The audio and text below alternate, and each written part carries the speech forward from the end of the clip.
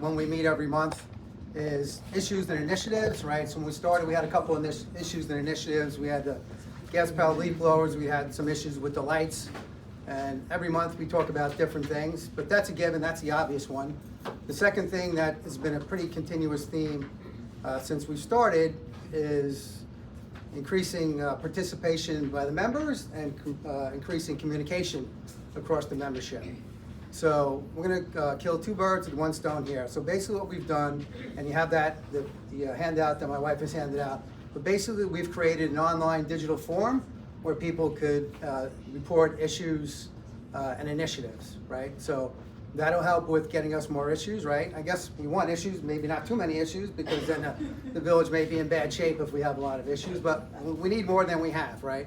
So that's the first thing, it'll track issues. And the second thing, like I said, is to get more people involved. So if you look at that form that we have here, and one thing I do want to mention, because Anna, you probably get on me on this is, we don't want to replace any systems that are in place right now, right? So whatever the village has, whatever the town has, whatever the state might have, like, we don't want to replace any of that. What we want to focus on is there any chronic issues. So if you have an issue, you tried to get it resolved, you haven't really made any headway, then you come to our forum. So if you go to the forum here, basically 3 easy steps, and this is online. I don't have a computer with me, but when you get home or during the week, go to the URL. It's a form. It's got about 15 questions or so, focused on the beginning, just details, your name, your contact information, what the issue is. You have the ability to put in more specifics. You have the ability to attach documents, photos, right? So go to that form if you have an issue, input all the information, maybe take about 5 or 10 minutes. When that information gets input, I basically get a notification in my back-end database that says we have a new issue. Once we get those issues, when the committee meets every month, we'll talk about the issues, and then we'll promise to get back to you with, we've looked at your issue, we'll take some action, we may have some questions, so whoever reports issues, we want to make sure that you get involved. So that's it. Were those?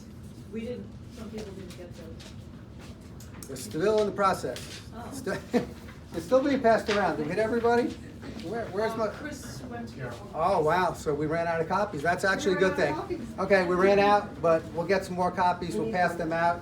And the other thing too, down here at the bottom, we have an email address. So if you have any questions about the form itself, the process, anything, feel free to email that address. And that's it. We just want more people to get involved, more communication, more cooperation, and make the Civic Association and the village a great place. So that's it.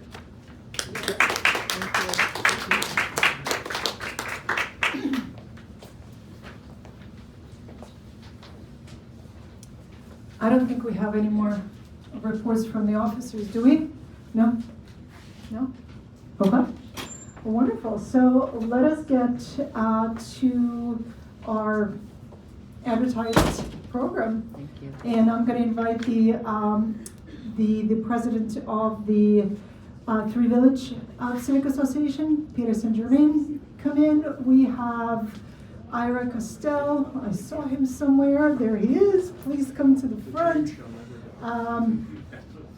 Let's start with the presidents of the civic associations and let us basically figure out what we're doing. We can stand or we can sit. I think one of the interesting parts of like why we came together was the Lawrence Aviation site purchase was blocked, and the electrification or modernization of the train track was one of the issues that I think has been going on for quite a while. And we did ask our representative, Steve Englebright, to tell us a little bit more about this. So you will get your spot about this, because the history is pretty fascinating. Yet, for us living here right now, what does that mean for us as a community? And it's a very good kind of like setup. The MTA in its plan said electrification will cost nearly $3.5 billion. Can we afford that? And as a policymaker, as a person who used to write a lot of policy papers, when I read that document, I thought, are we asking the right question? Because can we afford to purchase all of that land? Can we afford to do all of that legacy interventions like we used to? The Long Island, we can't stretch the land, and the land is not getting any less expensive by the minute. Can we think about a different way to solve this problem? And I would like to put our heads together and other representatives here, because I think there are different ways. And for example, Zina has been, Zina Grinsky, one of our trustees, has been looking around at different ways how we can use energy efficiency and different sources of energy, and maybe that would be useful. But I'm getting ahead of myself and about the historical data. So, what about you? Gotta eat it. Yeah. First, thank you for having me. My name is Peter St. Germain. The first month as the president of the 3 Village Civics, so learning a little bit as we go here. But thank you for having us. So we've started, and if I say me, I really mean the whole Civics board, because we really do work well together. We've met with a lot of other neighboring communities already, and the concerns are almost the same across the board. So it would be foolish for us not to get together and make our voice heard in that regard. The electrification of the Port Jefferson train line certainly seems to be the nucleus of a lot of this. I have yet to meet anybody in the community or in any political spectrum that opposes it. So obviously, our community fully supports it as well. The Stony Brook University fully supports it as well. But without getting everybody together and making the community's needs heard, we're not going to get anywhere. So that's where we stand with it. We support it fully. We absolutely do. We are working a lot on another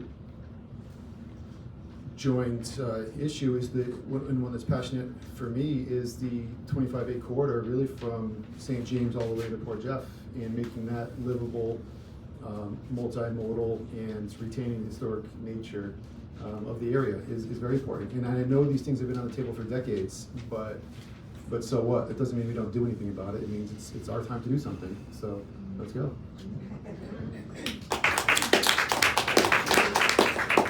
So the performers in my family would be very upset if I had to use a microphone for anything.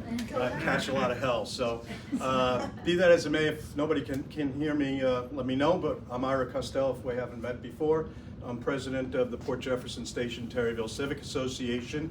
And I'm kind of pleased to hear that you're about to celebrate your 3rd anniversary, because in April actually, that coincides with my 3rd year as president of our organization. So we kind of started at a similar time, and that's not all that uncoincidental, or I'm not sure the word properly, but it is somewhat not a coincidence in the sense that we're here today, because I'm kind of pleased that one of the things that kind of occurred to me early on was that we have shared resources between our organizations, right?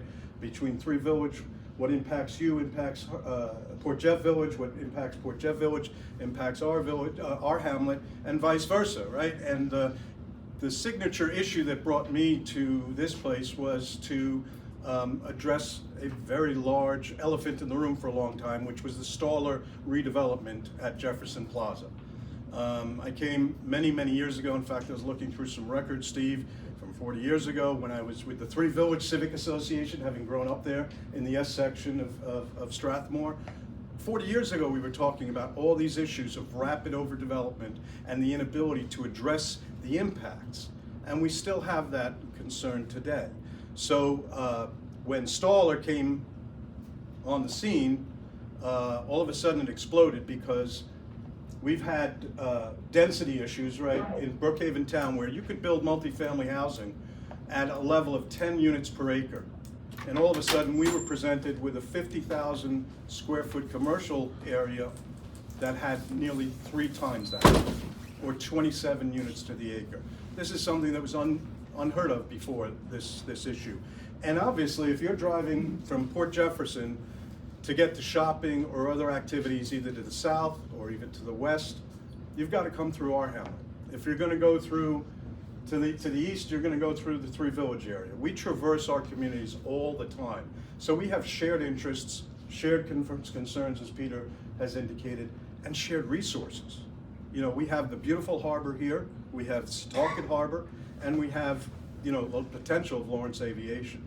So it's incumbent upon us to talk together, work together, and help each other. And that's one of the accomplishments I feel best about, was to reach out to you and to George and some of the other people and say, let's start talking. So we've been at each other's meetings. And, you know, some of our meetings have been packed by residents that are not Port Jeff Station residents, because you're concerned about the same things we are.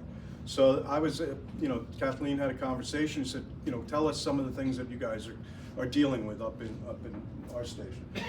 First of all, multifamily dwellings are a concern to our community. We have nearly, with Staller and some of the others that are on the boards or have been approved, are nearly 4,000 multifamily dwelling units in our little 5 square mile hamlet. That's a very significant proportion. And so while we're not opposed to additional multifamily units, we are concerned that we do it in a prudent and appropriate way that addresses the impacts. And so far, we feel that that's been lacking. So I've been trying to talk to your group, and in fact, I'll be reaching out to the mayor shortly of your village, requesting like an intergovernmental cooperation effort at planning this whole region, right, of the 3 villages, Port Jeff Station and Port Jeff Village, with the help of our legislator and our assemblywoman and our town councilwoman. I think it's essential, because the growth of the 112 corridor is really dramatic. And that has been, I don't want to sort of prejudice it, but it feels like it's been exacerbated by some of the development in Upper Port, right? So we're talking about 280 dwelling units at Staller. Our esteemed neighbor and colleague, Charlie Lefkowitz, has a 9-acre parcel right up by the tracks that he also wants another couple of hundred units. Your village has been approving dozens and dozens of units at high level of density, and all that's great under the guise of affordable housing.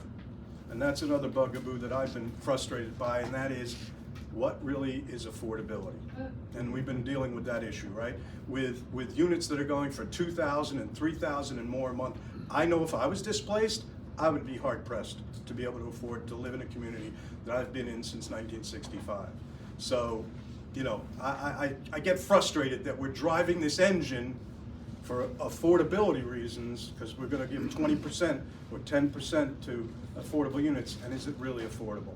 So I think it's essential that we gather together, work together, and figure out some, you know, and I've talked to our legislator, I've talked to our councilman about doing a cumulative impacts study of both the traffic and some of the carrying capacity of our environment. And that's why I'm just excited to be able to participate, and welcome, Steve, to you, Peter. I've not met you before, but I'm looking forward to working with you, associating, you know, with the great organizations and great people, many of whom I've known for a lifetime here. So I just wanted to come down and, you know, participate. And Lawrence Aviation is a great opportunity for us. And I know the Assemblywoman is going to work diligently. She's on the record for having, with the governor vetoing the bill. I know she's going to try again, and that's great. We've also had some discussions and conversations. A number of people have talked about the idea of converting some of the parcel into parkland, formal parkland, and I know Steve has worked on that concept and brought that up. I know the former Assemblyman Fred Thiel had legislation to do something along those lines, or had researched legalities of being able to convert this to parkland, so we can avoid the thicket of problems that we've dealt with the MTA and the DOT. And then just one further point that has not been pointed out highly, very prominently, and that is, it's my understanding that the MTA agreement to purchase this land either has or is about to expire. And they could walk away from the table. And our Assemblywoman has put it on the record that she will work day and night to ensure that they don't walk away from the table, that we don't lose this great opportunity to see a resource developed that has been a burden and an impact on all of our communities in terms of our, you know, public health. So we deserve better, and I know there's a lot of people committed to making that happen and finally realizing a vision that's been out there for decades. So, and the electrification is part of that equation. So I'm excited to be a participant and just contribute where I can. part of the reason why electrification comes in quite strongly for this is that a lot of the development up on the upper port either Will the person who has a gray Honda CRV parked on East Main Street please come to the circulation desk? License plate number R579US. Thank you. part of the reason for Stoller Center, or now Charles Lefkowitz's discussion, or even Mary Hamden, and a lot of the Conifer 1, Conifer 2, and the other developments, is that transit-oriented development.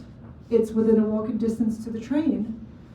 And how realistic it is to have a transit-oriented development when you have one train in 2 hours? Right. I mean, is that really a transit-oriented development when you can't even take a train to the nearest, to Stony Brook, to the university, and have to wait for 2 hours?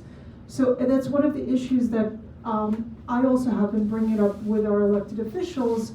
If we are talking about increasing density, yes, we need space to live. However, we can't continue putting in more and more and more cars on the road and expect emergency services to be able to pass in the case of actual emergency.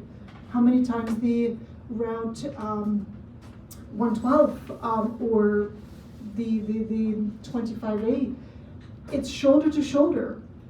There's no space for the emergency vehicles to actually come through for the emergency. It becomes so packed. Well, So that's I know part of that's it. why we also opposed the property that Tunis was gonna do off of Sheep Pasture, because having another 45 more units and more people on the edge of the Lawrence Aviation property, we're trying to figure out how do we cross down and get across Main Street, and Sheep Pasture is a disaster, and to encourage more development, in that area was problematic for us. So one of the reasons that I've been calling for this study is so that if we're going to have multifamily, let's concentrate it in a way that it's not proliferating outside of like a core area, and then plan that core area in a way that's going to accommodate the traffic and the impacts that we're going to live with when that comes. But I didn't mean to interrupt. I was just saying that's good point. Absolutely. Is the first responders, people, it's a mess out there. I also realized that I never mentioned, we did invite Senator Palumbo's office to come in and send a representative. However, they send their regrets, saying that they're currently in session and weren't able to attend. Because we're mentioning all of these representatives, and I wanted to point out the issue there. I would like to invite Steve Englebright and give us a little bit more of a history, and then give an opportunity to Emily to give what the Assemblywoman is doing right now.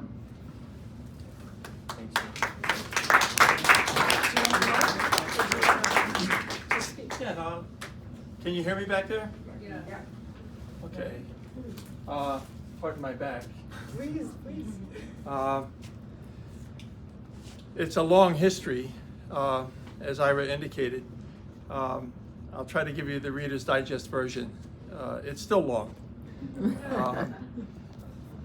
So sometime around 1958 or 59, somebody came up with the idea that there should be a bypass on Route 25A, and the state used eminent domain to take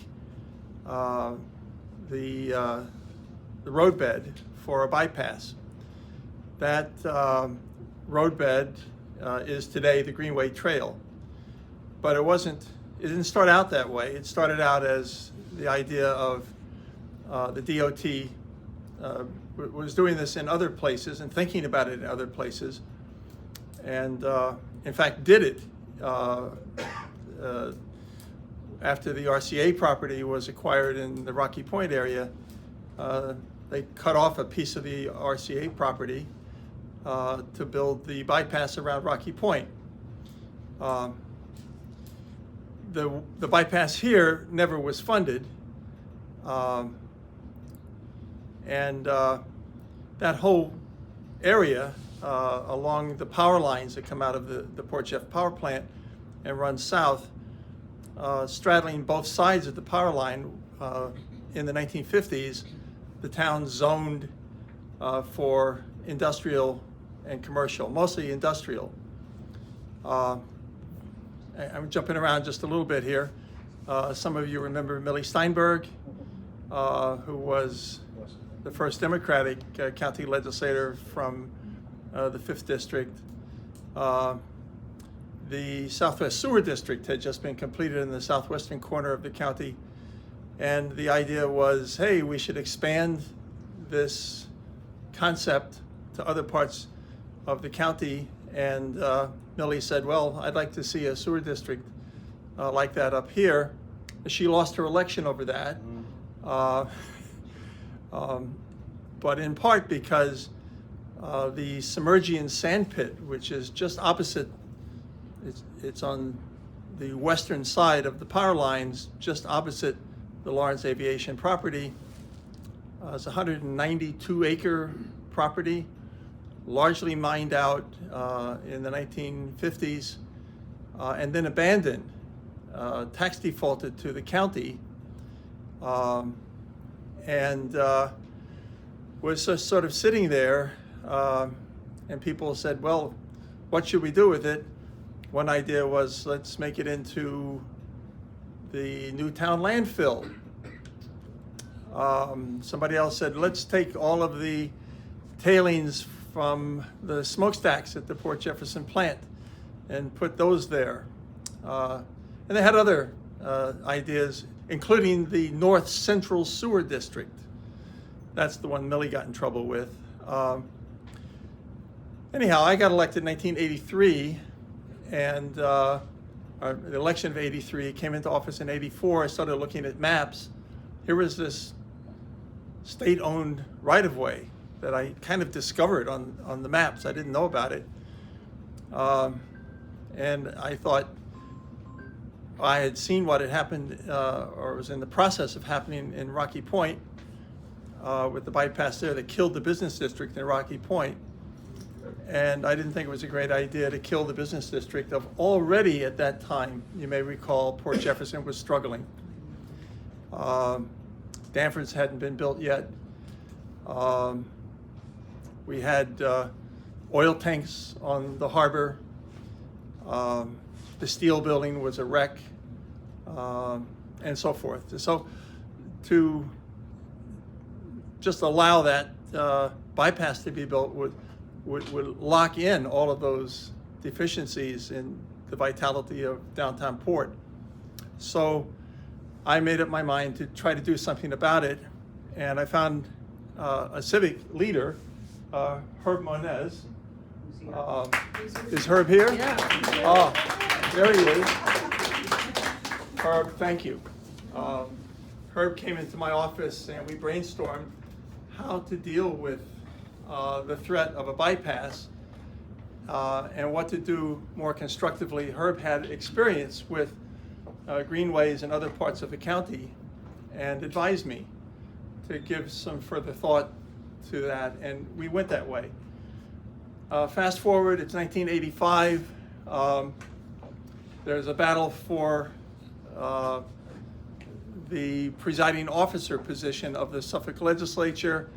I unashamedly held back my vote until I could get confirmation that the new presiding officer would allow me to take the Submergian property, about 192 acres, off of the county auction list and make it parkland. And so I voted for Greg Blass after he gave me assurances that he was open to that possibility, and it became county parkland.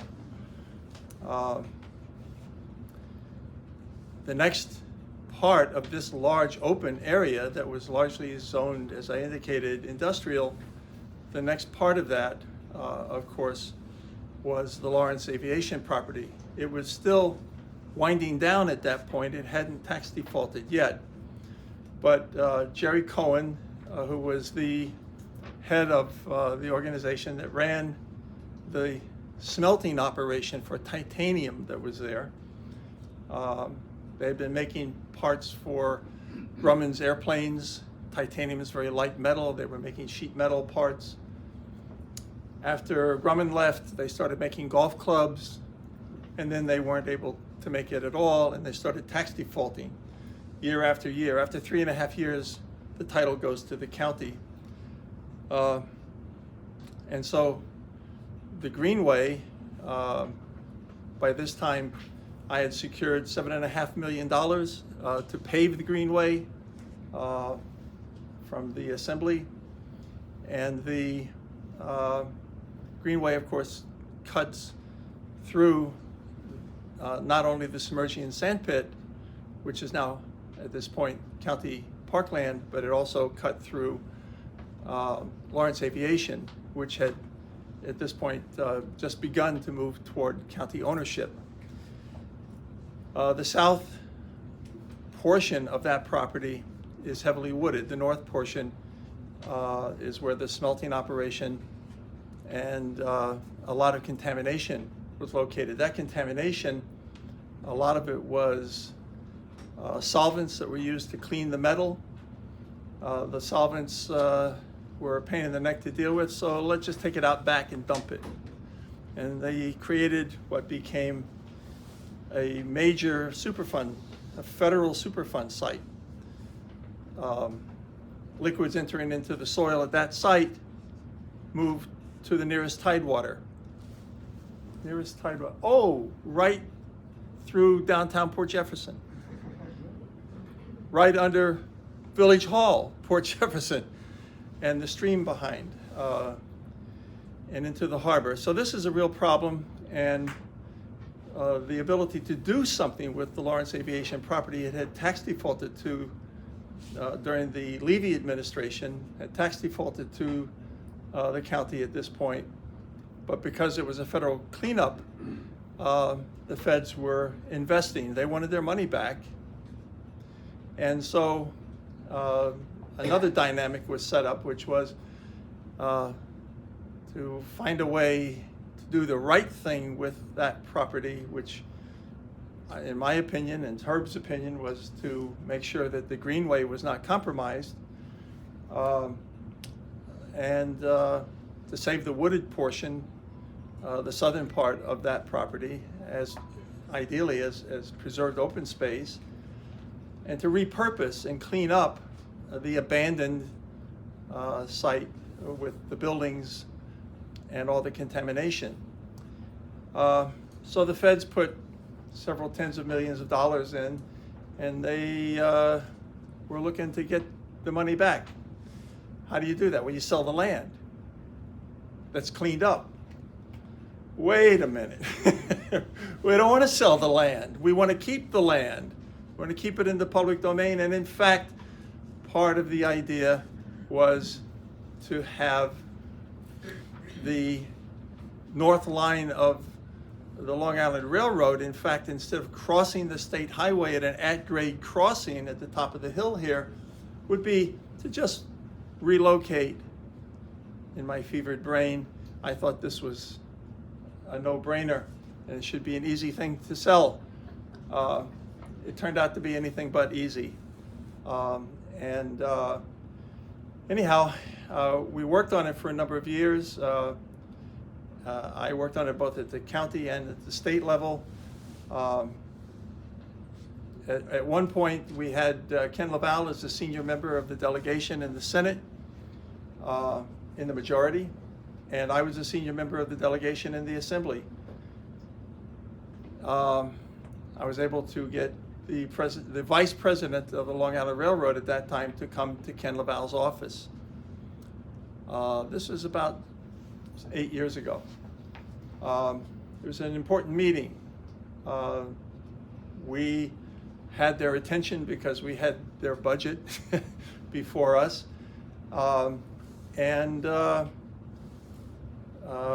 Unfortunately, or fortunately as the case may be, Ken had just made some major investments, discretionary investments, to repair and restore the railroad station itself and to place that beautiful sculpture there.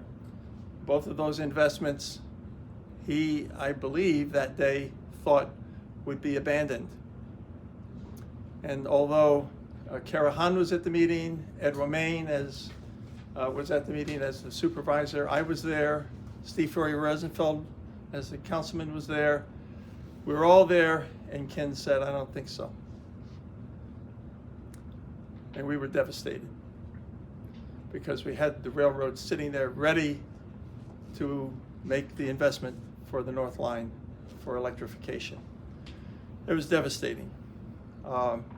We asked Charlie Lefkowitz, who had good access to him, if this is after the meeting by several days, if he would do what he could, because he had access to Ken, and he did, to his credit.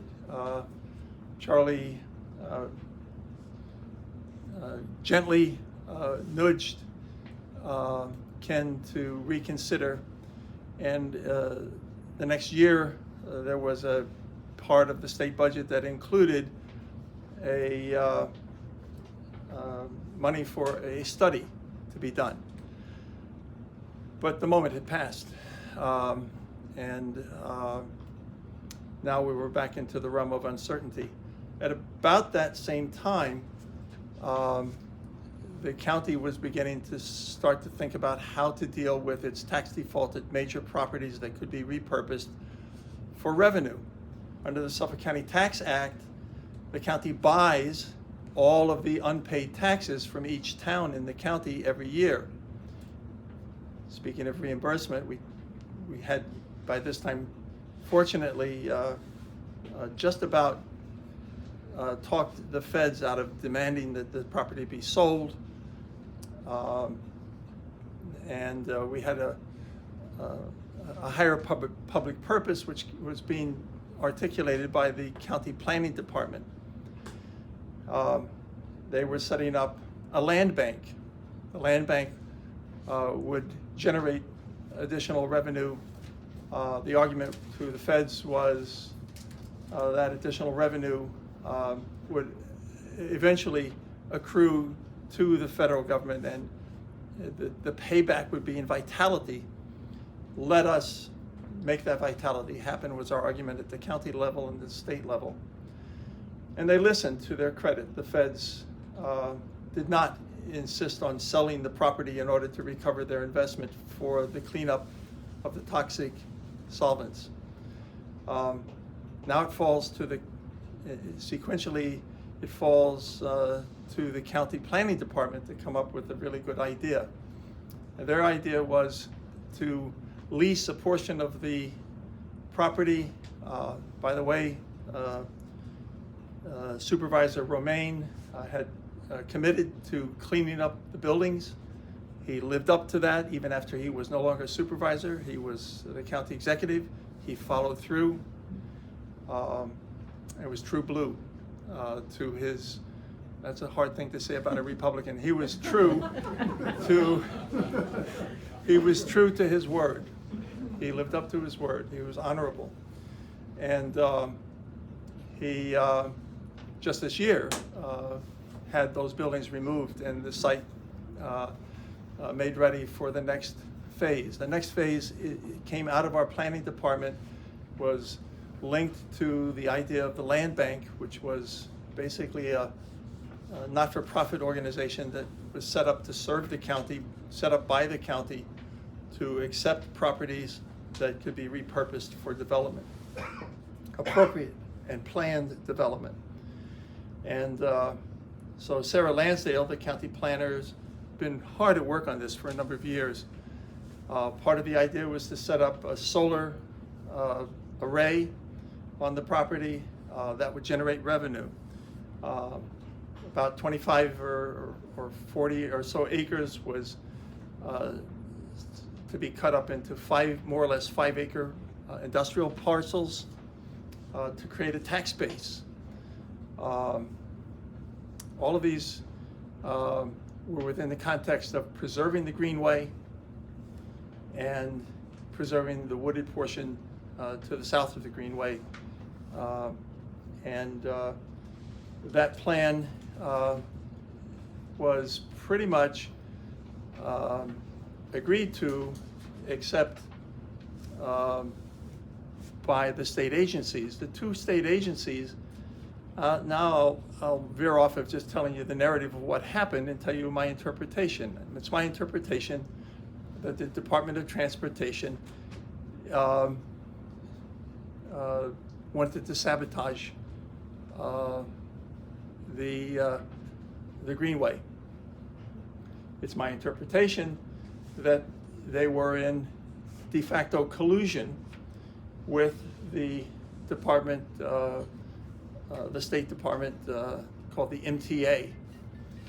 So the MTA presents a plan. We have to have this, they said. Now mind you, this is the same MTA that every time we talk to them about having a electrification of the North Line, oh yes, but oh, we need a place where we can turn the locomotives around. We need enough land. Where's that going to be? Northport? Where is that going to be? They really want to do it, but gosh, they just don't have the land. We said, but we've got the land. We've got the land. And Sarah Lansdale built it into her plan. And then they say, okay, well, here's the layout of the track that we have to have. It's the only way it'll work.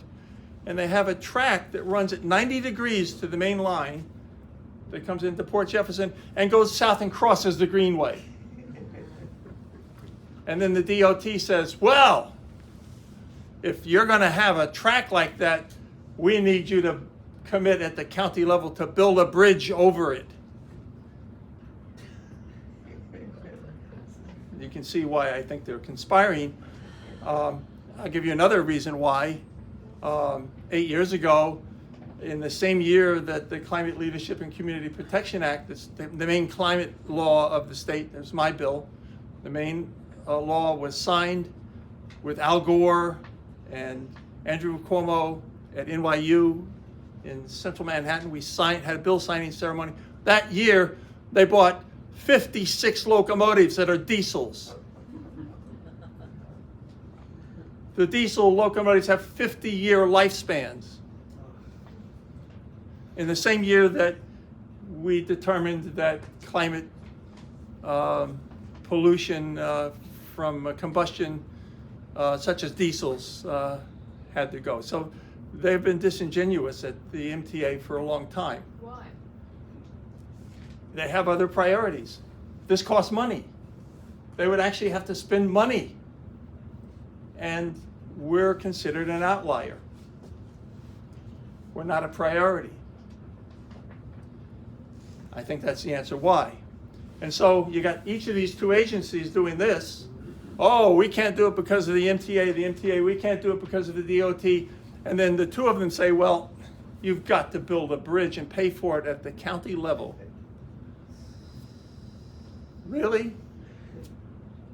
Well, Sarah Lansdale's perspective on this is that's just not going to happen. There's this is the most popular greenway in the county. Hundreds of thousands of people use it. Herb, thank you again. Your vision was spot on. It's enormously popular. So they'll never build that, right? Well, we can't do anything else with it, says the DOT 4 years ago, because we used federal money to help buy the right-of-way and to do that condemnation. Because we used federal money, we are locked in legally. We are committed to building a road there. 2 years of trying to figure out if that's true or not resulted this year in a letter in which, after foiling them, in which they admit, actually, we didn't use any federal money. Now, pardon me for saying that I think that these two agencies are in collusion, but this one for sure, I mean, that's an interpretation, but there's no interpretation here. The DOT lied. They held us hostage for at least 2 years with a falsehood. This is starting to look like something out of Hollywood instead of something out of, standard practice government progress in New York. And so Port Jefferson elects and I'll yield in a minute to Emily, but elects a wonderful new representative who, Rebecca Kassay, who comes out of the government of this village and says, how can I help break this log jam? And someone says, well, they need the land. They've been arguing over whether or not they can do this because they don't have the land to do a roundabout or a turnaround at the end of the line. So Rebecca sponsors the legislation. There was not much knowledge that after I lost my election 3 years ago, and when Kara Hahn had stepped down from her position, there was a vacancy in the county legislative seat here for about 6 months. And a period of transition when a member of the assembly who was not a member of the majority in the assembly was the representative. And during that interval,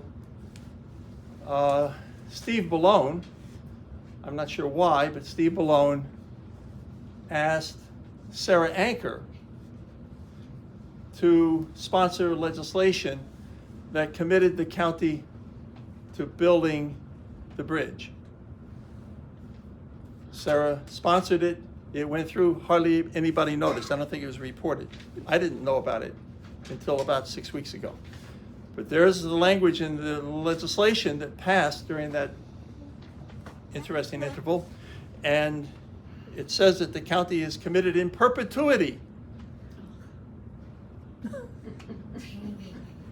Pardon me, that's nonsense.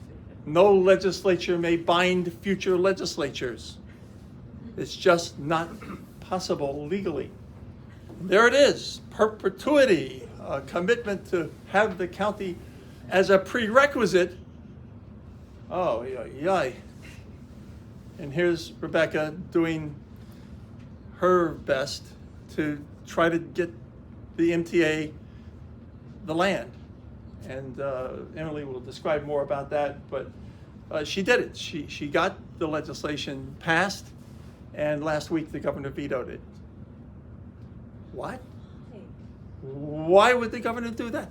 Oh, maybe she talked to her agencies. Yeah, that's what governors do. They talk to their agencies. This, by the way, what is going on with the DOT? I think that the villain here is the DOT. I'm really questioning why they didn't consult with any of the civics before they put this giant sand excavation at the corner of Nichols Road and 347. What is that? There's no context. There's been no consultation with civics. We don't know what that's going to be. It looks like a sand mine. Well, what is it? I don't know. We don't know.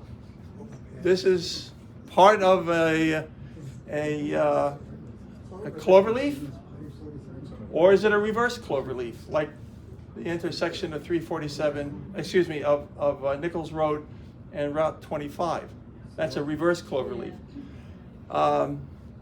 When Jim Lack was still the state senator, we asked the DOT about building on numerous occasions. We pushed them to build that cloverleaf, and we were told that because Lake Grove had built several houses on state land right-of-way at the southwestern corner, that it would have to be a reverse cloverleaf. Well, if it's a reverse cloverleaf that they have to have, then what are they doing over there? And the point I'm trying to make is the DOT lied to us. The DOT has advised the governor to veto something that would benefit this community. And I guess I'm saying I'm very disappointed with the Department of Transportation leadership at the Long Island level. And I just want to bring to your attention that they have ignored the civics. All of your civic associations have basically been ignored. Which kind of brings us to the present. I'll yield the podium at this point. And there's a brief history. Thank you. Thank you.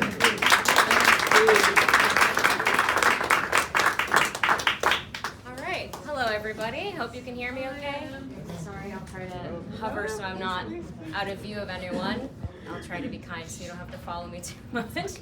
But good evening. My name is Emily Murphy. I'm the Chief of Staff to New York State Assemblywoman Kassay. I am here on her behalf because she is up in Albany. It is session, so she's sorry she couldn't be here, but she's sending her best.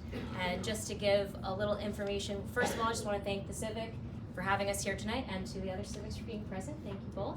And thank you to Legislator Steve Englebright for all of the work that you have done to get us to this point. We're just grateful to be trying to help take it across the finish line. So just for some information for everybody, there are some packets that we prepared. There's a stack over there that you can grab on your way out, but it should be helpful in kind of explaining a little bit more in depth about what's going on here. So the first is just a letter from the Assemblywoman kind of going through a bit of the history that our legislator has shared with us, including what has happened since and some of the effort. Then some frequently asked questions in case you might have questions about the Lawrence Aviation property and what are all these words that we're saying for some of us that haven't been as tapped in as long as others. So that's some information for you there as well that might be helpful. The other thing that we will spend some time on real quick for our context is this map, which shows the proposed plan for the Lawrence Aviation site from the Suffolk County Land Bank. So we can kind of talk about that and how it relates to the bill that we're also talking about tonight. And then a copy of the bill, a copy of the governor's veto message, so you have that as well in case you need it. And also the resolution from Suffolk County that the legislator described from 2023, as well as the home rule message from the county in 2025, just furthering this commitment in regards to building the bridge. And then the last is the press release from the office. So if you all might take a look at that, that should be helpful in us having this conversation. But just to dive in a little bit deeper about the bill that was vetoed. So this bill was sponsored by Assemblywoman Kassay, also Senator Palumbo on the Senate side. It did pass both houses. And it is in reference to that stretch of land that is the Greenway Trail, which is the DOT's property. So the bill is asking for an easement of the DOT property to the MTA in order to create this structure here that we're looking at, which would be the rail yard that the legislator described previously. So in conversation, as you described, there have been some interagency disagreements, uncomfortableness, trying to navigate this and be creative as best we all can. And so this was part of that plan to move forward. Unfortunately, it was vetoed by the governor. In her veto message, she does describe, as was also kind of laid out in an article in Newsday, is that not everyone that was brought to the table was agreeing to this plan any longer.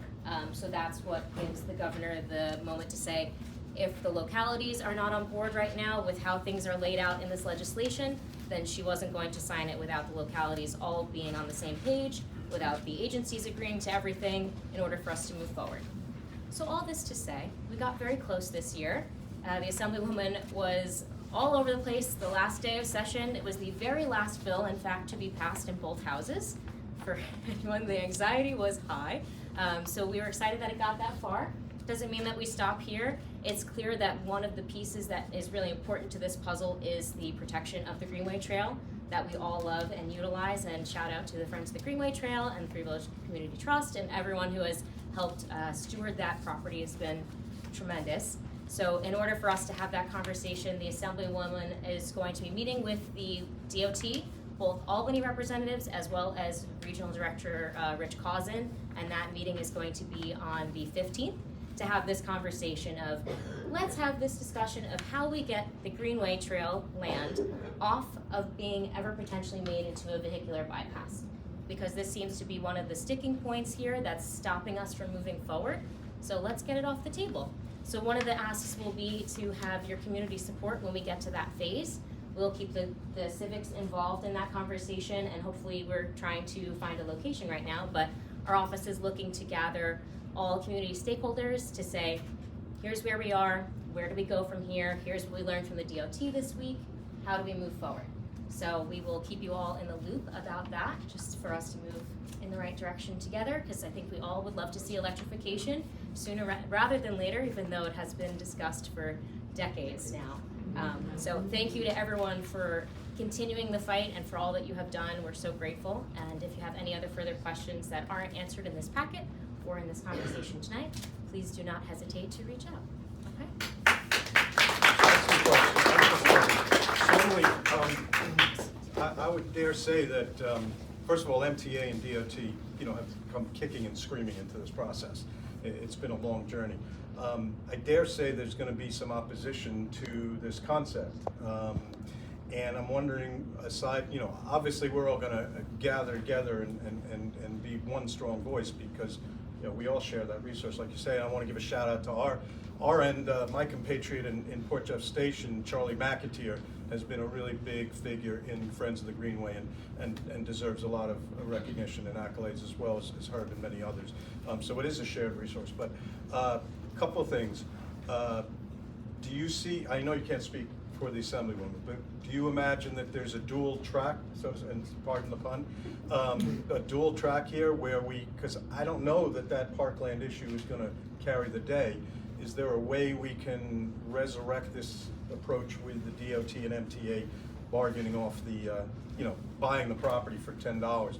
Because originally the legislation I know that Rebecca had put forward would be that the MTA would theoretically, fund this bridge that will never be built, in essence, or that we expect will never be built. And then, unfortunately, then it had to rely on the county legislation that Steve pointed out appropriately, using the perpetuity issue, really calls into question the legality of it.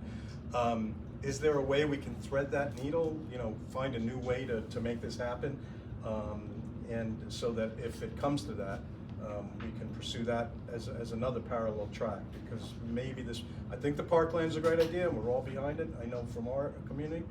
And then just one last thing, I would be remiss, I know we have a very strong sentiment towards electrification in our Civic and in these communities, but I would have to acknowledge, and we've talked about this, that the way it's laid out presently in that 90-degree parallel, track, it abuts a residential community on Washington Street and a couple of other, Catherine and several other blocks. And so as a civic leader, I have to give voice to the fact that there's some concerns about how do we ameliorate the noises or the visual impacts. The MTA says something about, I think your office told me they want to submerge it about 40 feet deep or something, and perhaps put up some noise abatement. But again, this is decades down the way, but these do impact real people potentially. So I just think you need to put that on the record on behalf of the people who are concerned on Washington and Catherine Streets. Sure. But if you can just talk about a little bit about, is there a possibility of revisiting this idea of the legislation that was passed, and if there's a way we can finesse this? I think that everything that's happened up to this point is evidence of this, which is try multiple tracks, try to be creative. All the way that we got to where we are now is due to that creative thinking and coming together, so I don't see it off the table.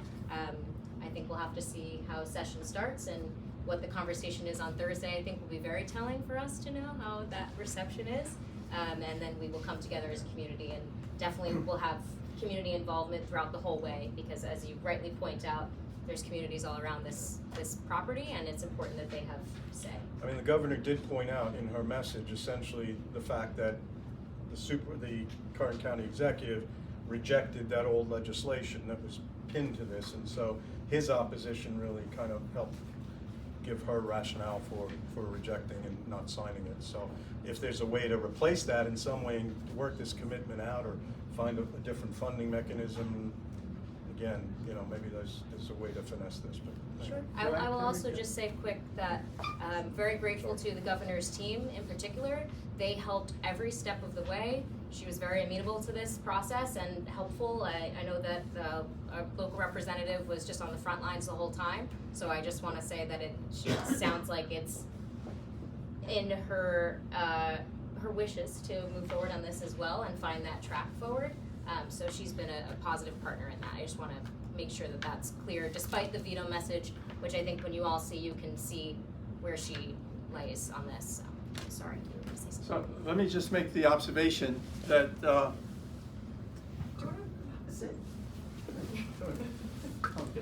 be shy, Steve.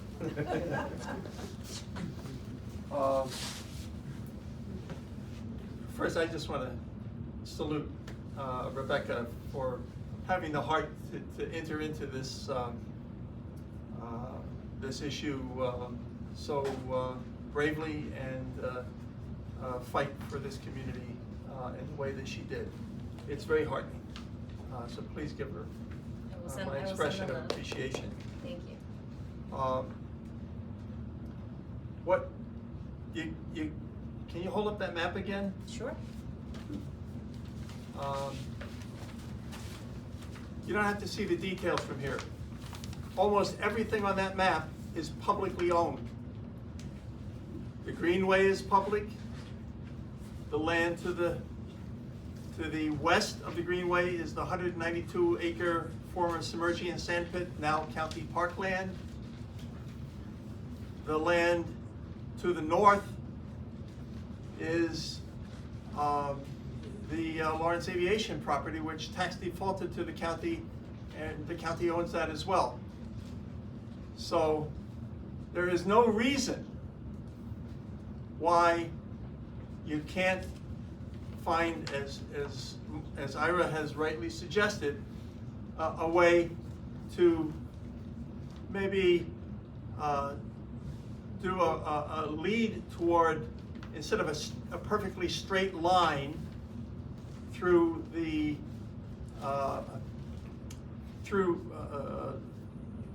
that intersects with that MTA track. If you assume, and I think even this assumption may not be valid, but if you assume, let's give them the benefit of doubt, that the MTA has to have that track in that position, fine. There's enough room to move the Greenway and if you had to, even to build a road and a Greenway, simply by changing the trajectory on a map of where the Greenway and the possible roadway would have to be. And it would require state enabling legislation, because you can't alienate parkland without the authorization of the state legislature.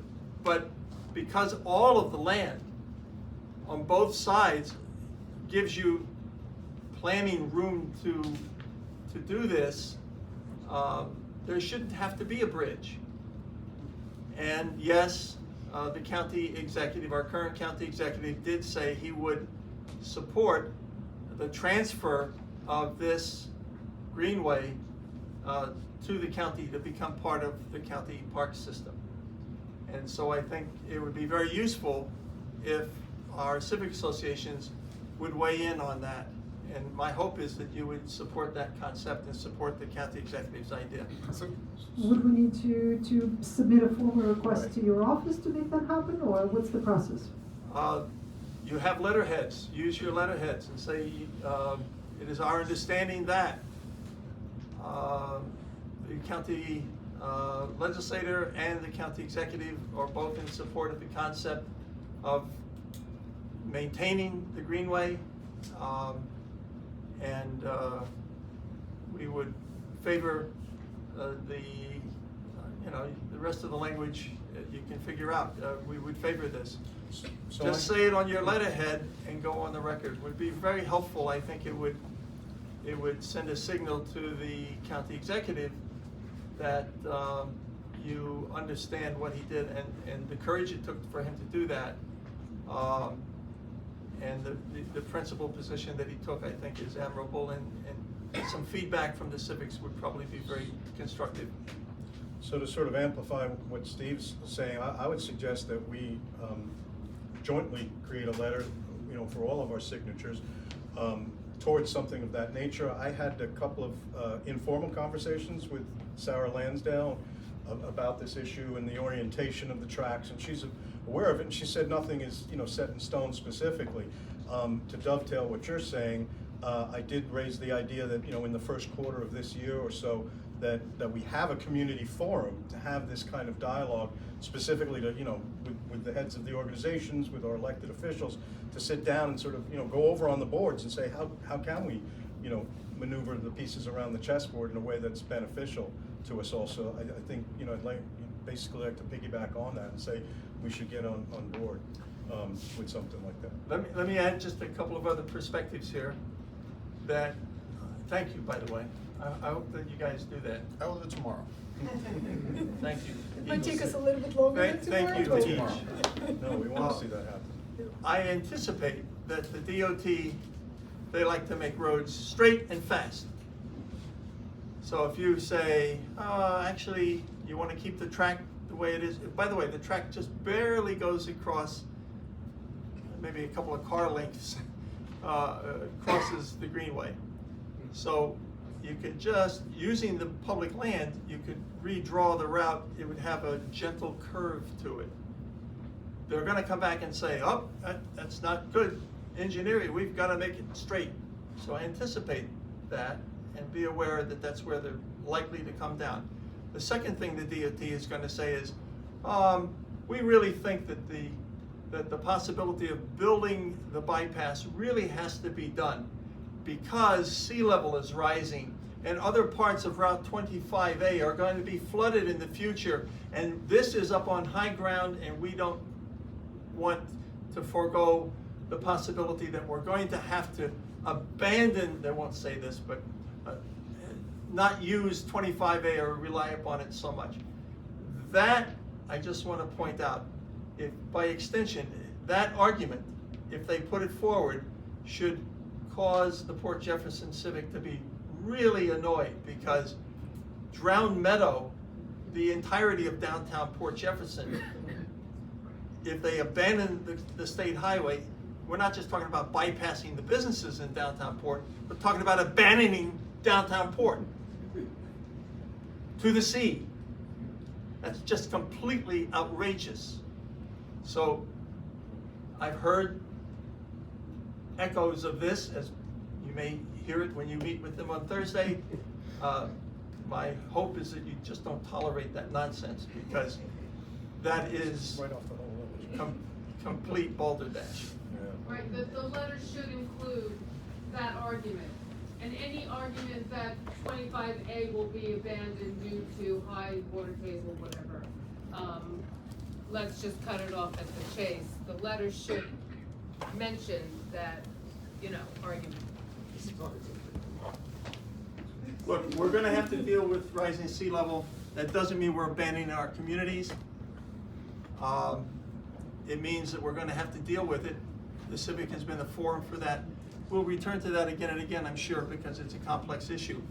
But if the basic premise that the DOT puts forward is that we're going to basically have to abandon parts of this road, and this is our only alternative, I would reject that as part and parcel of a complete dystopian view of what our communities are going to look like in the future.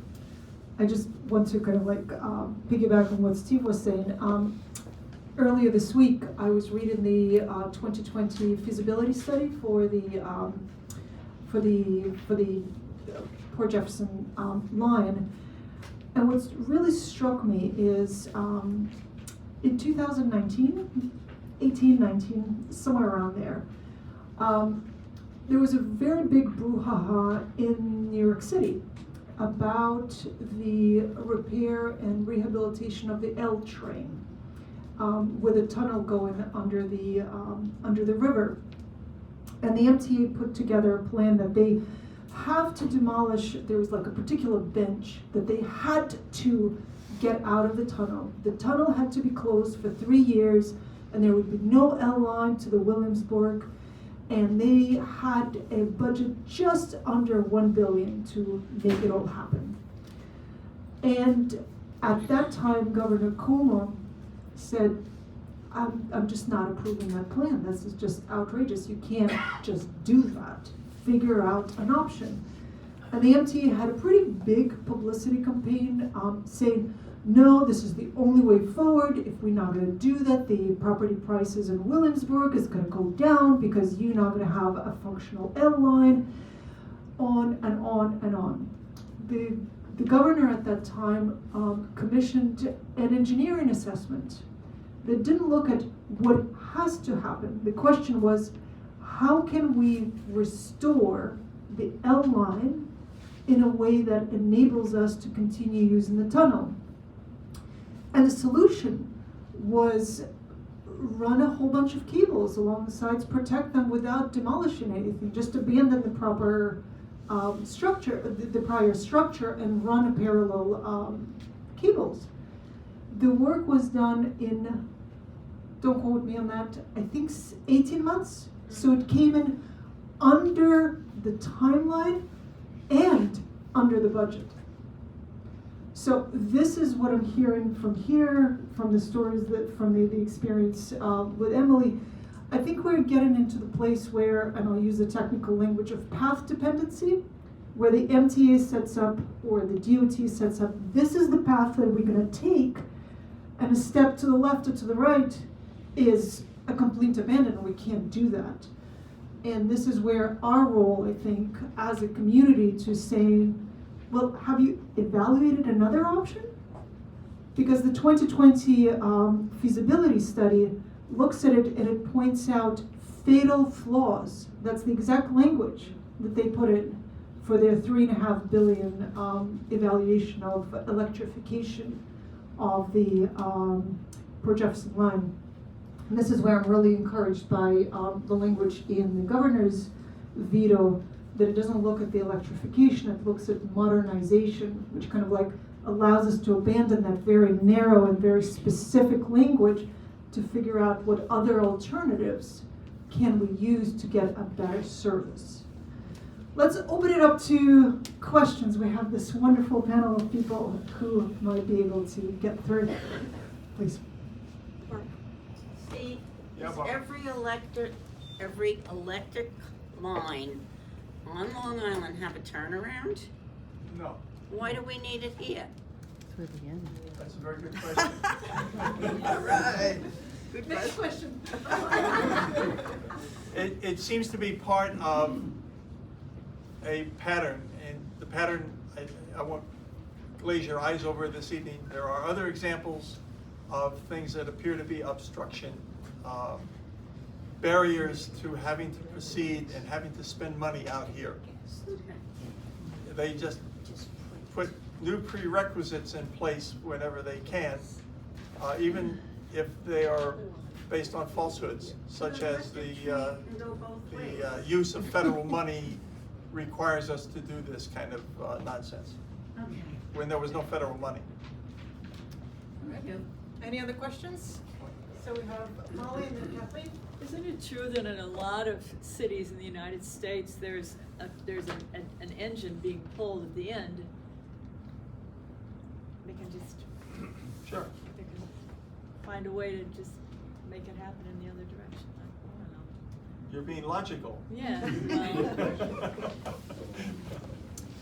Kathleen? Yeah, so I read recently. Didn't hear the question.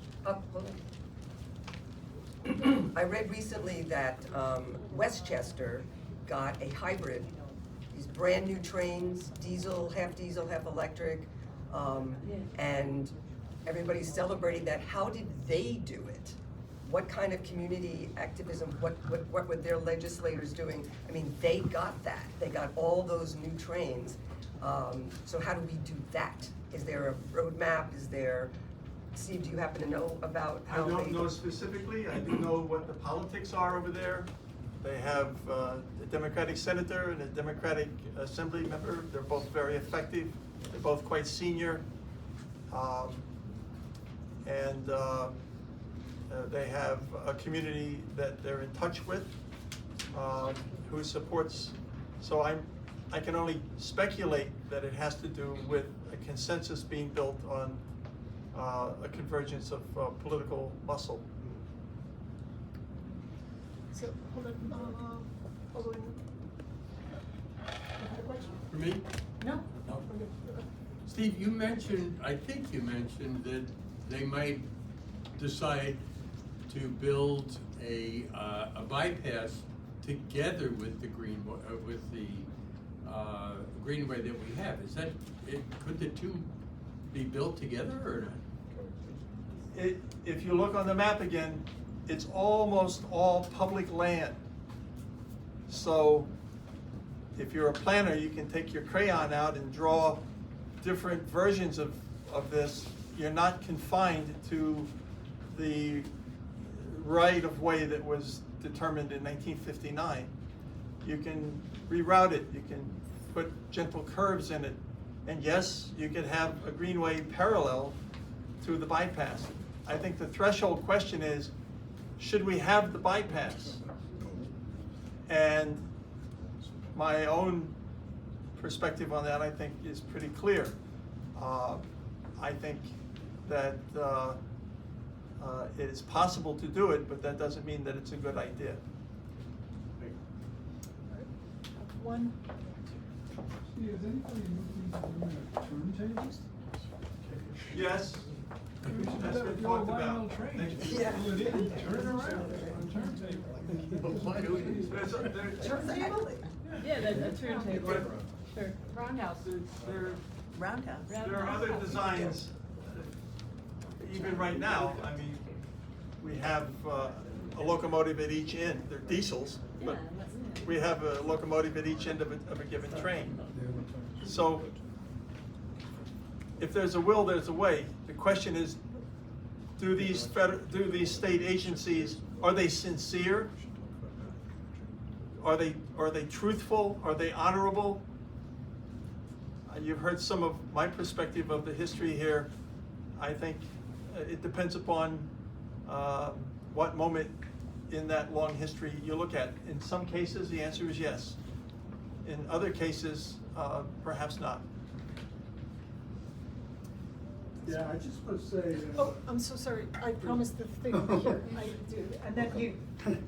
Hi, I'm Michael Schwarting, resident and architect. And I wrote a letter almost 2 years ago in the Times Beacon Record about this issue.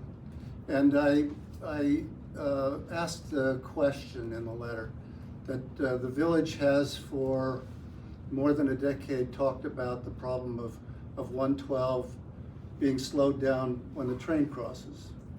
And there was a lot of that discussion that ended up wanting the station to move to the west so it didn't have to cross 112. There's another one that Steve has explained very carefully, that is the idea of the electrification, which has been since the 80s. And when Ronkonkoma did it, they saved almost a half an hour in train time to come to Ronkonkoma, but it also brought the traffic from the north and the south to the center to get that train. And so it was obvious that something should be done to electrify maybe both sides of it. So that's an important argument, and it's a good argument for ecological reasons and many reasons, saving time and so forth. But I thought those two things should be separated because the argument to move the station because of 112 is very complicated, demanding a lot of things. The track would have to be reorganized, the platform would have to be demolished, the bridge over would have to come down and be moved, the 300 parking spaces would have to be relocated somewhere where there's only private property. So it seems very complicated to move the rail yards to the proposed location. I've been sort of looking at it and have had a question about why no one has really said why the electrification can't go into the yard that exists. When you look at this map, this photograph, that train track is laid out almost identically to the one that exists today. It's a little bit larger. It has no turnaround. It basically operates the same way. When Huntington electrified. They didn't expand anything. It's, Ronkonkoma doesn't have a turnaround. So I would like to ask why there hasn't been a convincing argument ever stated that says the train could, except for crossing 112, and I had an idea about that I wrote in the paper as well, why the train can't use the existing yard. In fact, if you look at the tax map, there's Brookhaven property that is unbuilt alongside the north and east of that present rail yard that could, if expansion is needed, could happen. So I think there might be an alternative that it seems to me could be quite simple and should be looked at. Can I respond to Michael? Shame on you, you're thinking outside of the box. I thought I was in the box. You may be in the box. I thought that was outside the one. You may be in the box. You know, we're all these years, for most of those years, I actually took the MTA at face value that they were being sincere. It's only in the last couple of years that I have drawn the conclusion that they're being pretty insincere. And when you're insincere, you're not going to think of all of the possibilities. You're going to put up a prerequisite that is a contrivance, perhaps, as something that is, we can't do this because we don't have enough land to do a turnaround. And then when we give them the land, or when Rebecca makes it possible for them to have the land, and you look at the details, actually, there's no turnaround. No. Wait a minute, if there's no turnaround. So, further to the thrust of your thoughts, which I think are very good. Go look at the Bayside station. That's a North Line station that goes to Great Neck. Go look at the Great Neck station. They're both below grade, and that you don't have an 8th grade crossing in either Bayside or Great Neck. Same railroad. I think your point is that perhaps we should go back to looking at all possibilities. I really think your suggestion is very good. I think that, as you said, and as Anna suggested, maybe it has to be an independent engineering study that isn't done by MTA that can ask questions that they're refused to look at. I also forgot to mention that I was the architect for the plaza in front of this present station, which the MTA built, rather fortunately, except they skipped the trees. But that station is a beautiful station, and it would be tragic to say, let's build another station on the other side in where there isn't enough land, or the kind of ambiance, the character that's been tried to be developed for this present station. And it wasn't done by Stanford White, as this thing says. That's a myth. One more question over here, and I would like to shift gears to one more pretty big issue. We need to be out of here at 8:45. We do have time. So one more question, and I would like to shift gears just a little bit. Yeah, Michael pretty much was going to say what I was going to say, but I just want to add the fact is that the MTA has thought of all these possibilities. Believe me, they have, okay? They have very good engineers. They know that they don't need a turnaround because they've been doing what they're doing for the past 50 years. The question is, it comes down to the economics.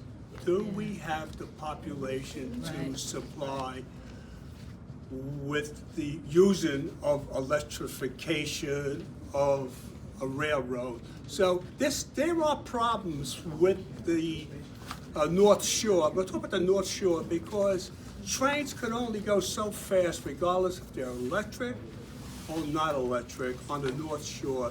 When you talk about Ronkonkoma, it's a very straight run, so you could do that. On the North Shore, you have too many roads passing the railroad tracks, They have to go slower. There's only certain speed that you could go on the North Shore, and that's it, regardless. The only thing the electrification does besides the environment is that it starts faster and it stops faster. That's all it does. So now the question is, we have to think outside of the box and think about maybe we're attacking too large of a problem. Okay? Perhaps, like, we can't have both things. We can't have decrease the population, but increase people riding or taking the train, especially now with most people work at home today. So there's a less need even to be on the roads, transportation. That's where we're moving to. I say this, we're talking about that we're running out of space, out of Greenland, but yet we have plans that we have what a community should be and what it should have, and somehow we forget about that. Because we tackle things that are so much bigger that we forget the small stuff that we really need as a community. St. Charles Properties are a perfect example, okay? I mean, 2 years ago, everybody was screaming, oh, we shouldn't have this, we need this to be part of the community, the hospital's expanding, we're gonna need office space. And yet, what have we done? They've given them exactly what they wanted. Instead of saying, wait a minute, the infrastructure does not support it. We have problems with these roads. We have problems with drainage, which will be affected. And guess what? We have no place to work in this community. We have to travel. So it's a problem. I say, let's try to work as a community, because then they're gonna listen to us. Okay? Do you want to take the questions, right? Sure. So, just real quick, interesting thing that the Assemblywoman found while looking for numbers, and it's not in your packet, so I'm going to have to email over a link to this, but we found a study that said that the ridership was actually higher on the Port Jeff line than in the Ronkonkoma line, which was like shocking. Just saying that out loud, you're like, She what? actually rides along the railroad out to Port Jeff. Does who? The trains are empty much of the time, and the Not in the morning, they're full in the morning. Yeah, I think it's pretty full. I'll have to send the numbers, but it was a study of like actual ridership numbers. I'll pass it along to Civic to share with everyone here, but it was surprising to us because we thought, oh, because we're just the forgotten line, we don't have enough ridership, but it seemed to not be statistically the case. My husband's a professor at CUNY, he's been taking that train for 45 years. This is one of the examples where a personal experience might or might not align with the numbers I say. noticed the same thing, there's just nobody, when you're out here at the end of the day, when you think people are going back, you're going on the train by the time you get I understand. Because it takes Hold on, let's just pause here for a moment because we're gonna be squabbling about the numbers. There's one more issue that is really important, and while we have our semi-representative, but definitely representative, one of the bigger issues that we deal with, and especially three of our communities, is the battery storage. As a result of and I want to boast a little bit, as a result of the collaboration that we had between three of us civics, the Council District Number 1 has called together the working group, the Storage System Task Force. System Task Force to comply with the New York State law to evaluate options. So that is one of the things that we as a community, three of us, three of our communities are working together. I was curious about where your civics stand on that.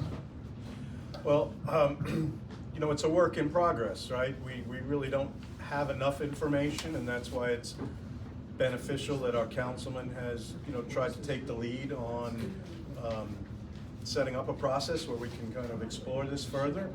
I know that both in January and December, there were some fires that did occur here on Long Island, so there's still this issue to deal with, and As in the battery storage fires? I'm sorry? Battery storage Yes, fires? there's been battery energy storage system fires both in December and in January out east. I forget which town it was in. Well, that was the one that was some time ago. There was one, but there's something recent that, I don't know if it was the same facility. Yeah, more recent. There was some things I just read about it. I'll circulate it. I only read about it this morning, so didn't digest it. But nonetheless, our community has not only a smaller, like 8 megawatt system back on 112 that is abuts Comstock High School. That has us concerned, and you know, we've had some meetings and discussions about it. We understand that this is something that is getting ahead of steam, so to speak, you know, that there's going to be these kinds of facilities that are required by the state legislation. I know that there's new fire regulations that have come into effect as of this month from the state. The question is we're concerned about what kind of requirements of training for the local on-the-ground people. Some of the regulations that hopefully are now out of date would have allowed up to, you know, many multitudes of hours before it was reported to the local first responders, that it would be held by the, you know, in-house through remote evaluation, you know, and that brings into question, what if something goes wrong with the internet and the, you know, the streaming systems and so forth. So we're concerned, and not the least of which, you know, even though it's technically in Setauket, the Aviation plant is larger than any one facility that exists in the state of New York presently. And the technology is changing all the time. I mean, I've been doing some research, and these lithium-ion batteries may not be the way to go in the future. So are we putting the cart before the horse, so to speak, and not allowing the technology to develop appropriately before we start casting our future in this direction and sort of, you know, locking ourselves into this certain nomenclature of providing the battery energy storage. So we're concerned, we're open-minded as a community, but we're a little skeptical, to say the least, and especially given the track record, despite the great efforts of our councilmen to try to educate, you know, I'm skeptical about the town of Brookhaven's commitment as a whole to really properly planning things out before we make decisions. Stoller being a perfect example. Our esteemed legislator, you know, and I are still frustrated that there was never an environmental impact statement on the largest project in our hamlet that was 10 acres, clearly a type 1 action. They went ahead, they approved it, and now we are fine-tuning the parts of it, you know, that we're going to get in the site plan review process. But the overarching issues were never addressed. And that's what we're trying to do with your village and, you know, my call for a broader study. But this is another example where we're just ready to cast our lot in with a technology that may not be safe for us, and certainly around schools, around, you know, residential areas. You know, it's better served in you know, industrial areas, but it's going to be parked right on the edge of the Lawrence Aviation property. So is this really the future we want for where we're walking about in this bucolic experience of nature? We're going to have this 300 megawatt, you know, monstrosity. Exactly, You know, where will that be? It's basically near where the Chippewa property is right now. Yeah. And then there's even a smaller one that's even closer to the village, to Setauket. So we're concerned, but we're open-minded, and we want more conversation about it.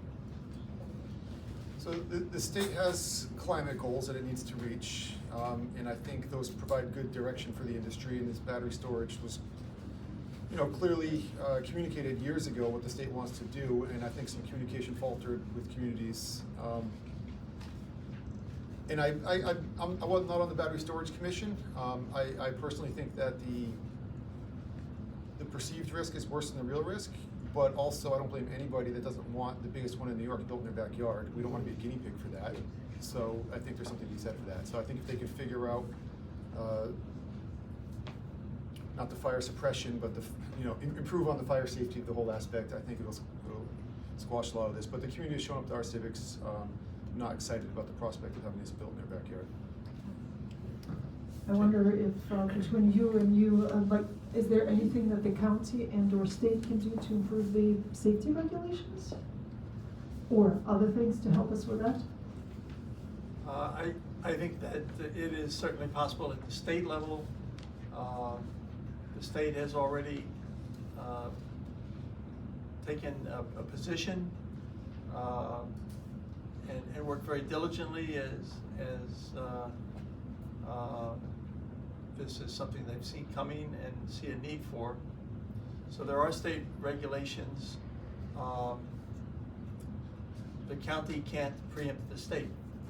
That doesn't mean the county can't do anything, but I would have to give a little bit more thought to what the county might be able to do in terms of regulation, because the state and the town has the permitting authority, the state has the ability to set the rules and the minimum expectations. So I'm certainly interested in finding a way for the county to weigh in.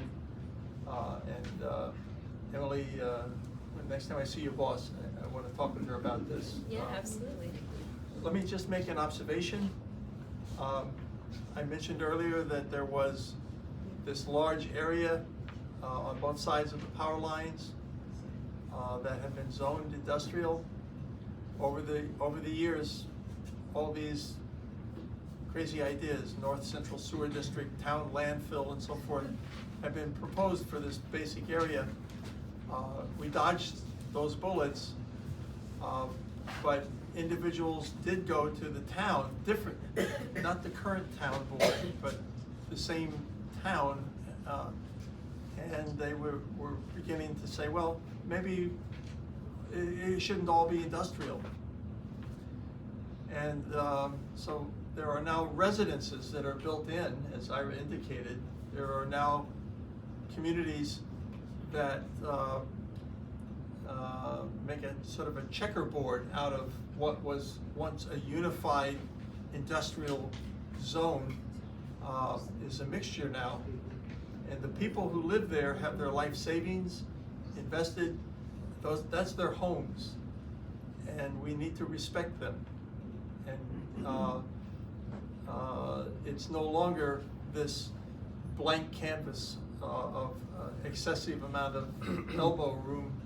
The parameters are very tight now, and possibly dangerous. We have Zena, who sits on the task force. Hi, for those of you who don't know me, I'm Zena Ugrinsky. I am a trustee and also the deputy mayor for Jefferson. The reason I'm getting up to add to this conversation is I do sit on the Brookhaven Battery Energy Storage System Task Force.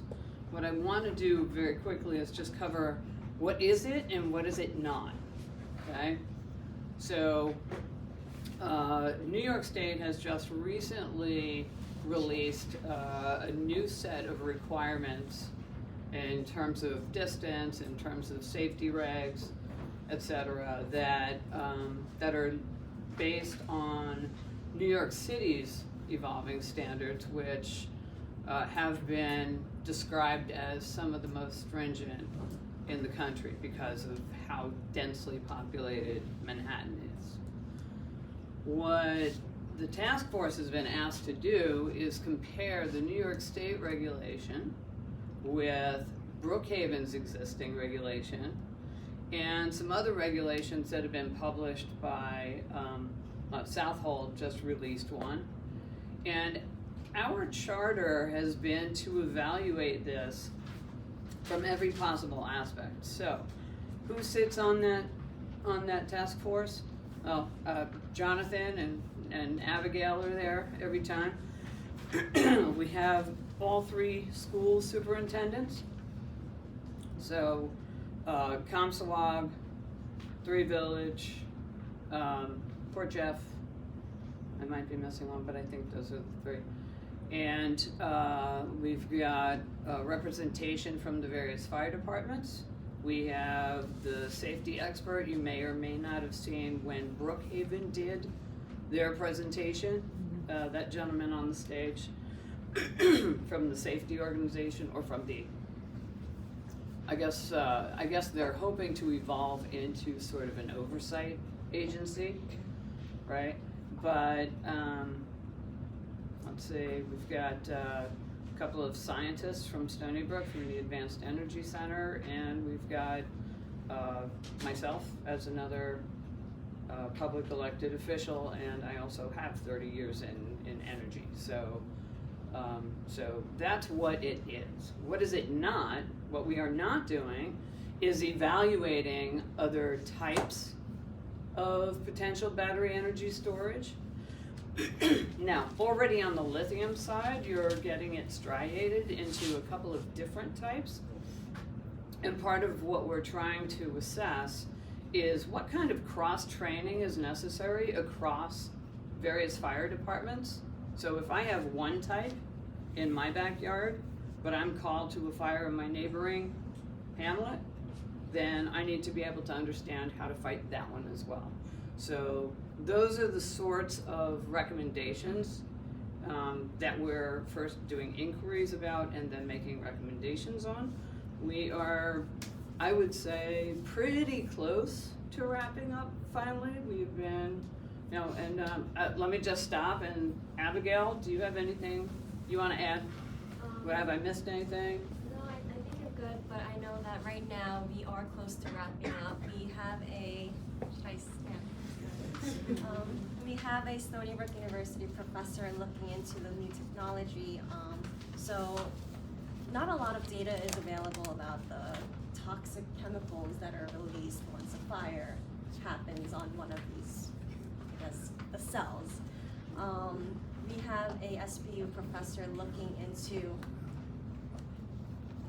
how much of that toxic material will spread once we have a fire in one of the containers in the newer technologies.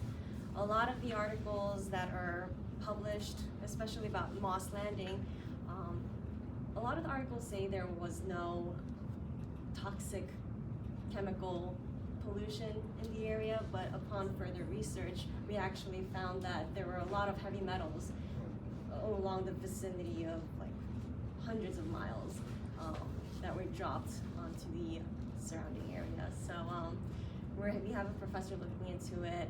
Once we have that information, we're going to meet with the group to discuss further and finalize the draft. The EPA also came out. So the reason we created this task force was because as someone who represents, you know, all the residents, my boss, the council member, with all these battery storage projects coming into the town with applications, we needed to figure out how are we going to zone this particular, you know, I guess, is it light industrial, is it heavy industrial? It was categorized into industrial, but we felt like there was not a specific, we felt like there needed to be more details and more restrictions, and we created this group so that we could get those recommendations on how we should change the code. This isn't a town program, it's just our district doing it, but we're hoping to have the conversation with the supervisor's office to make it, you know, town-wide. But we got some research from the EPA saying that they have a fact sheet that's available. They mentioned that they think the reasonable distance from these battery storages to a residential home is 330 feet. I don't know how they got the number. You know, there are towns that say 500. There are, you know, I think there's Certa's codes, or our code currently says something less than 100. But we're looking into that kind of stuff to see how we can zone this correctly. And Zena has been a great part of that. So can I add some context to that? Thank you, for your participation. Thank you, Zena. Like, the more information we understand as residents and citizens, the more informed decisions we can make. And so I thank you and thank our councilman. But I want to point out that the genesis of what the councilman did really lay in a conversation that George Hoffman and I had when reading the law. NYSERDA itself, in its guidelines, calls for and suggests in their model ordinance that there be a study task force process of community stakeholders and leaders. And this was, our organization, formally through my testimony to the town, requested such a process early on, which really never took root until Jonathan decided that he would pursue this for the council district itself rather than the town as a whole. But it's important to be done as a town as a whole for any number of reasons, and that's why we've been talking about having a broader community, because battery energy storage is going to affect everybody in the town of Brookhaven, whether it's the Three Village or Port Jeff Station or Port Jeff Village. And as it's currently constituted, the zoning code would allow these facilities in any L1 designation that is throughout the town of Brookhaven, which could prove very problematic and is concerning. So I would hope that this sort of maiden effort, is a template for the supervisor to go forward and help us figure out where appropriate siting locations and where aren't, and not just to identify properties and parcels that could be directed rather than just kind of this free-for-all anything in L1. Kathleen? I just wanted to add to what Ira was saying, what Abby was saying. The reason that we have this task force only in District 1 is partially the persuasive charm of Jonathan Cornreich with Panico. However, it started when our 3 civics got together.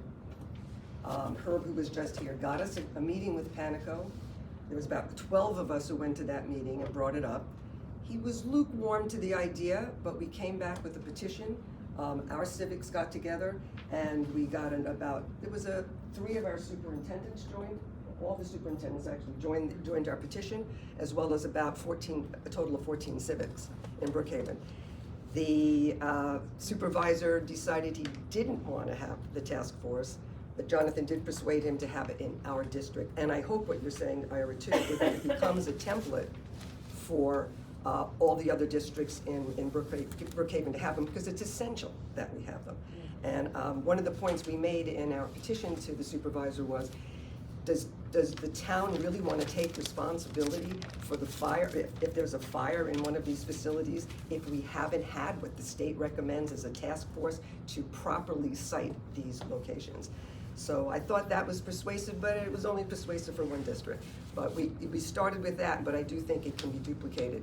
And we can actually advocate in our civic group to other civics in Brookhaven to duplicate the effort. Just one thing, for those who want to follow along, we do have the meeting notes published on the Brookhaven Town website under the Council Members tab. So you can find our meeting notes there if you want to look through them. And if you have any questions or feedback, contact our office.